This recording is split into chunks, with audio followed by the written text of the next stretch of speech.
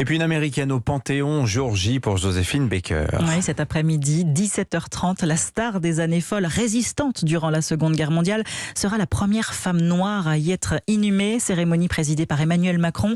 Moment historique et empli d'émotions pour ses proches qui saluent son talent, sa bienveillance et son engagement aux côtés de la France libre lors d'Autriche. Marianne a été adoptée à l'âge de 3 mois par Joséphine Baker et son mari. Elle a grandi protégée avec ses 11 frères et sœurs dans ce château en Dordogne. L'entrée de sa mère au Panthéon, Marianne la vit comme une consécration. C'est reconnaître au-delà de la danseuse de music hall la résistante qu'elle était pendant la Seconde Guerre mondiale. Elle s'est tellement battue sur tous ses plans, la diversité, à faire de cette France une terre de liberté, loin des nazis, etc. Que c'est extraordinaire. Moi, j'ai eu beaucoup de chance de la rencontrer, de vivre avec elle, et je suis tellement fière d'elle. Toute son éducation a été basée sur 3 thèmes: l'amour, la compréhension et la tolérance. Elle s'occupait de nous tous et elle avait à cœur d'être aussi une vraie maman. Ce moment qu'elle attend le plus lors de la cérémonie au Panthéon, c'est quand résonnera la voix de Joséphine Baker.